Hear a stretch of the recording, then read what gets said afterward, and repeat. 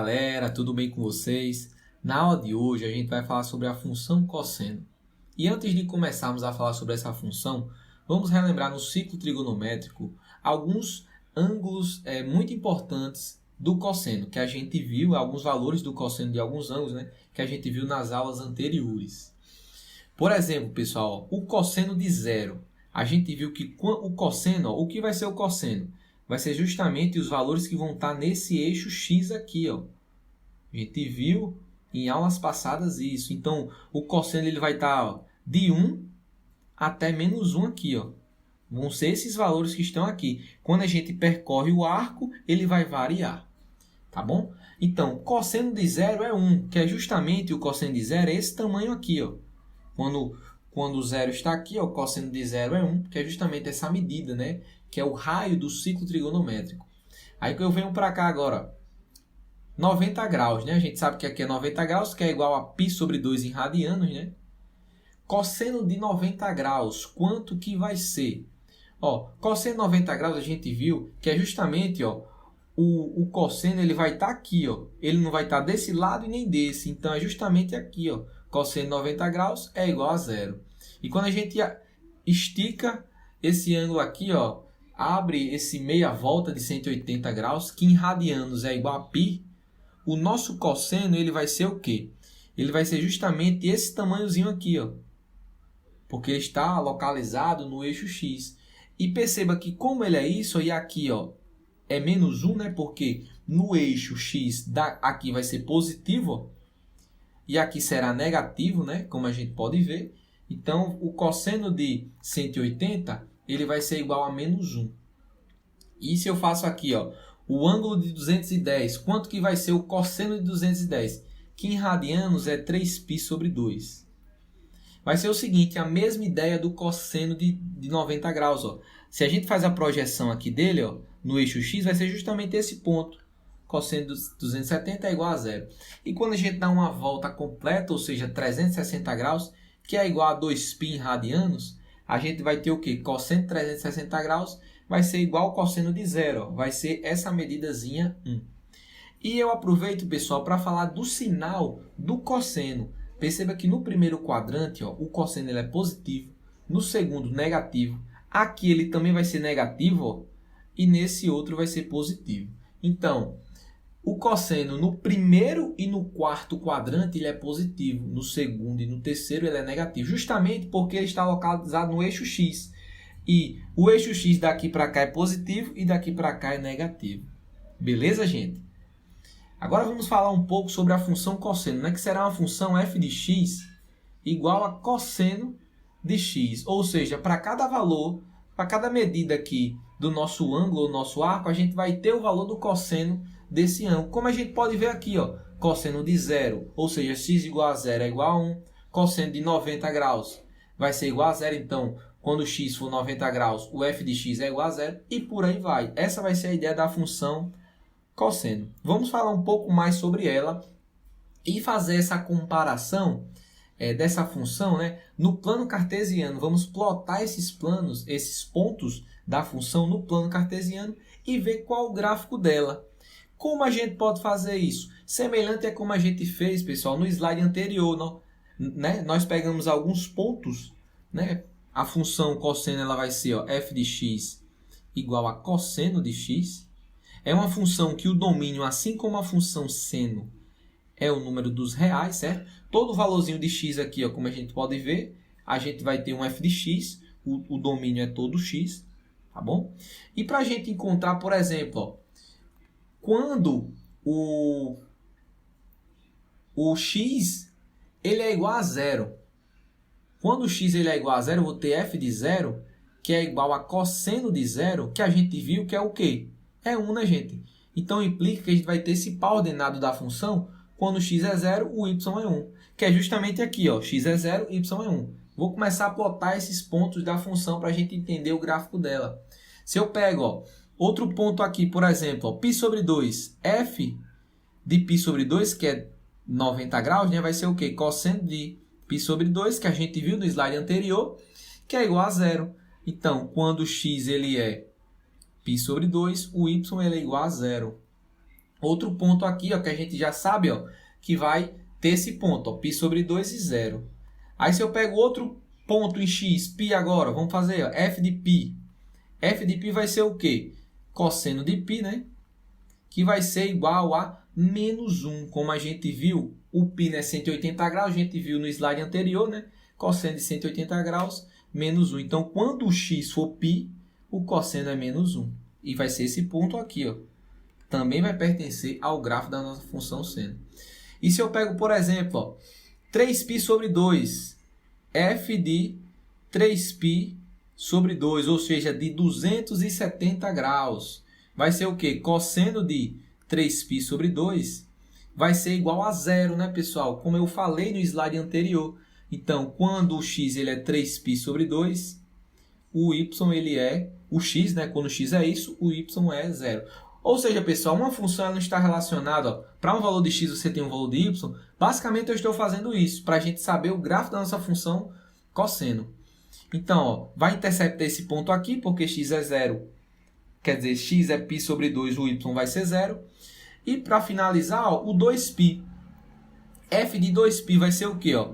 F de 2π vai ser o cosseno de 2π, que vai ser igual a 1. Porque, lembra lá que eu falei, né? Uma volta completa vai ser justamente igual ao cosseno de zero.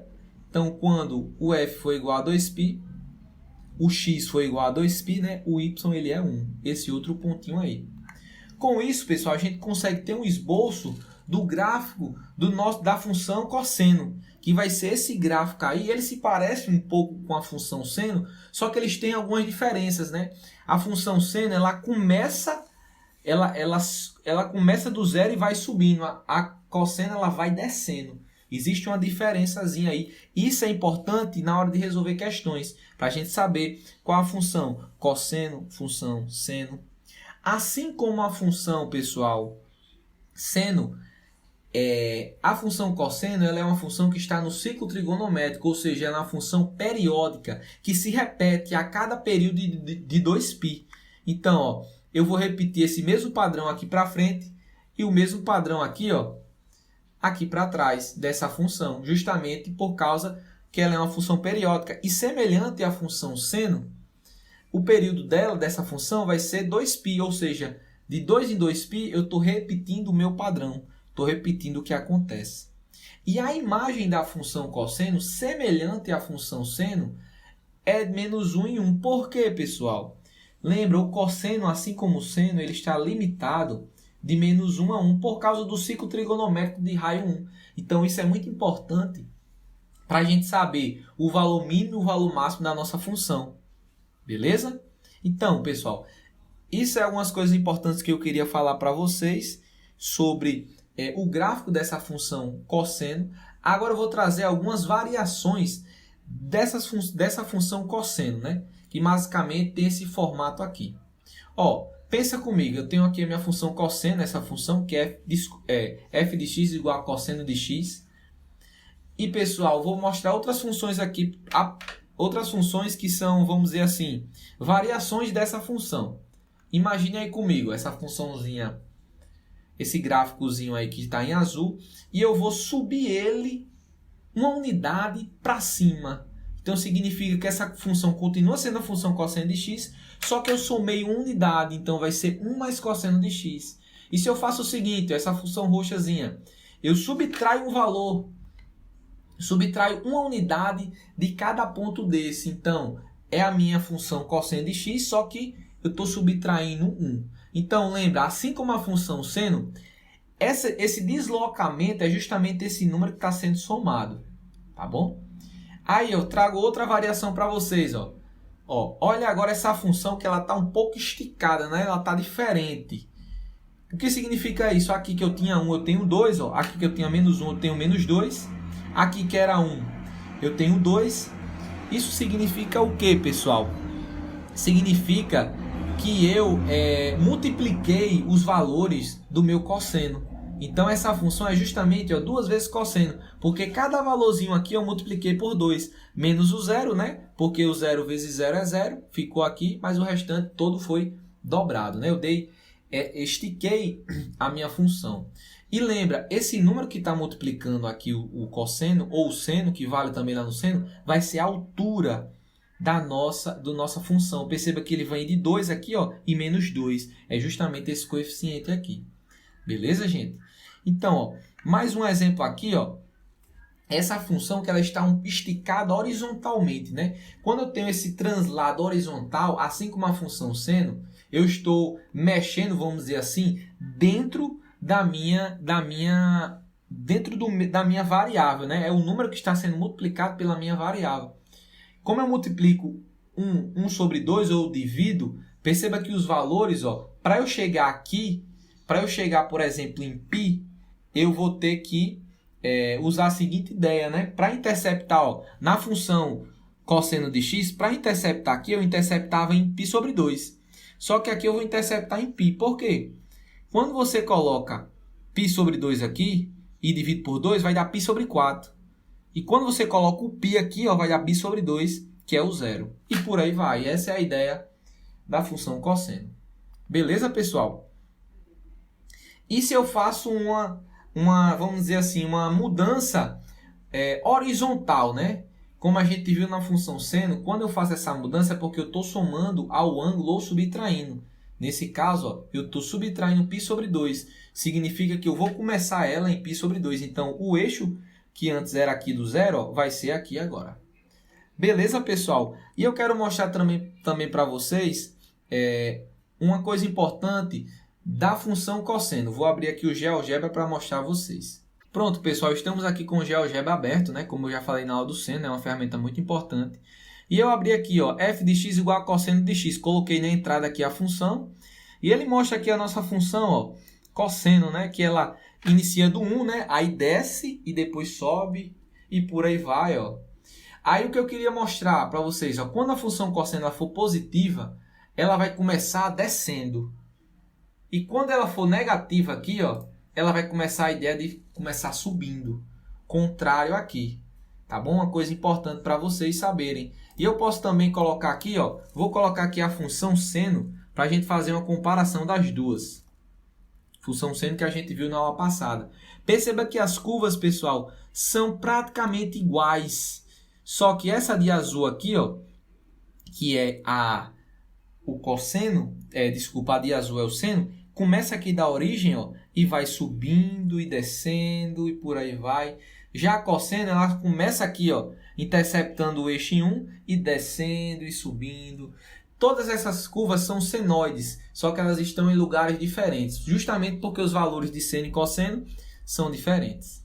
Beleza? Queria mostrar isso para vocês. Voltando aqui para a nossa aula, pessoal, a gente acabou de mostrar um pouco sobre os gráficos, né, da função cosseno. E assim como a função seno, a gente tem como dar uma generalizada nessa função.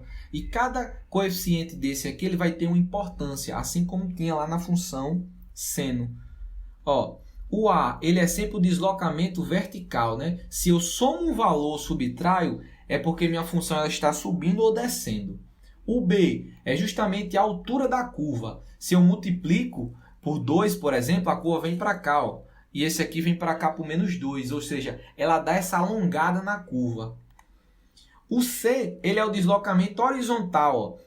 Veja que no exemplo a gente fez cosseno de x menos π sobre 2. Então a gente subtraiu π sobre 2 e começou daqui do π sobre 2, né? E por aí vai.